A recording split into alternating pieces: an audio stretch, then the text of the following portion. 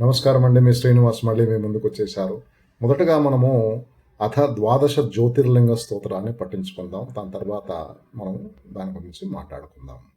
ఓం సౌరాష్ట్రే సోమనాథంచ శ్రీశైలే మల్లికార్జునం ఉజ్జయిన్యా మహాంకాల ఓంకార అమరేశ్వరం ప్రజ్వల్యాం వైద్యనాథంచ ఢాకిన్యాం భీమశంకరం సేతు వందేతు రామేశం నాగేశం దారుకావనే వారణాస్యంతు విశ్వేశ్వం త్రయంబకం గౌతమీతటే హిమాలయదు కేదారాం కృష్ణేశం చ విశాలకే ఏతాని జ్యోతిర్లింగాని సాయం ప్రాతః పటే నరః సప్తజన్మకృతం పాపం స్మరణేన వినశ్యతి. ఓం నమ శివాయ, ఓం నమ శివాయ, ఓం నమ శివాయ. ఈ జ్యోతిర్లింగ స్తోత్రాన్ని నేను చదివాను ఇప్పుడే. దీని యొక్క ఇంపార్టెన్స్ ఒకటి చెప్దాం అనుకుంటున్నానండి. మనకందరికీ తెలుసు, అయినా కూడా నేను ఒకసారి మళ్ళీ చెప్దామని. మనం జ్యోతిర్లింగాలన్నీ కూడా మనము మ్యాపింగ్ చేసుకుంటే ఇండియాలో ఈ 12 జ్యోతిర్లింగాలని మనం మ్యాపింగ్ చేసుకుంటే అది మనకి శంఖం ఆకారంలో కనబడుతుందండి. శంఖం ఆకారంలో మనకి ఈ అన్ని జ్యోతిర్లింగాలు కనబడతాయి. డాట్స్ని మీరు కానీ కలిపితే చూడండి ఎంత ప్రాముఖ్యత ఉంది. ఒక American scientist Banaras Hindu university వాళ్ళు పర్మిషన్ ఇస్తే ఆయన ఒక ఎక్స్పెరిమెంట్ చేస్తే ఆయన చెప్పింది ఏంటంటే, మొదటగా ప్రధాన శక్తి కాస్మిక్ ఎనర్జీ ఏదైతే ఉందో ఆ ఎనర్జీ కాశీలో స్థాపితమై ఉంది.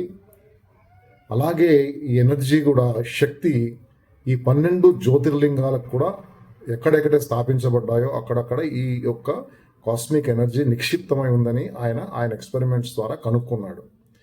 చూడండి, ఎప్పుడో ఎన్నో వందల వేల సంవత్సరాల క్రితం మన ఋషులు ఎప్పుడో ఈ యొక్క జ్యోతిర్లింగాలను అక్కడ స్థాపించారు.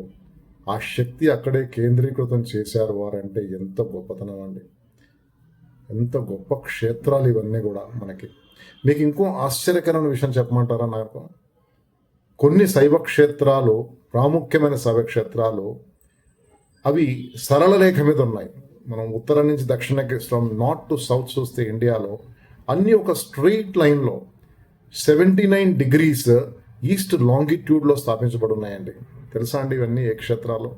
ఒకసారి మనం తెలుసుకుందాం ఏ క్షేత్రాలు. ఫస్ట్ కేదార్నాథ్, తర్వాత మన తెలంగాణ రాష్ట్రంలో కాళేశ్వరం అండి, స్ట్రీట్ లైన్లో ఉంది.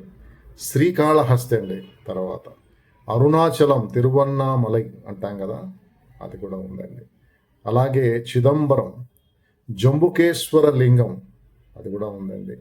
అలాగే రామేశ్వరం కూడా మనకి ఉందండి. అక్కడ ఏకాంబరేశ్వరం కూడా ఉంది. ఇవన్నీ కూడా మీరు కలిపితే డాట్స్ ద్వారా కలిపితే, ఒక లైన్ ద్వారా కలిపితే సరళ రేఖ అంటే స్ట్రెయిట్ లైన్లో ఉంటాయండి ఇవన్నీ కూడా. చూడండి, ఇవన్నీ ఎవరు చెప్పారండి అలా స్థాపించమని?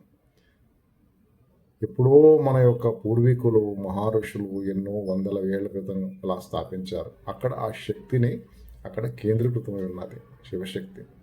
చూసారా ఎంత గొప్పగా ఉందో ఇది. మనం అందరం కూడా ఇది తెలుసుకోవాలండి. ఇలాగే దాన్ని తెలుసుకొని, దాని ప్రాముఖ్యతను తెలుసుకొని మనము దేవాలయాలకు వెళ్తే దాని యొక్క గొప్పతనం మనకి తెలుస్తుందండి. ఈరోజు ఇది చెప్తామని చేశాను. మళ్ళీ నెక్స్ట్ వీడియోలో ఇంకొన్ని పుణ్యక్షేత్రాలు, దాని యొక్క ఇంపార్టెన్స్ గురించి చెప్తాను. నమస్తే. ఓం నమ శివాయ.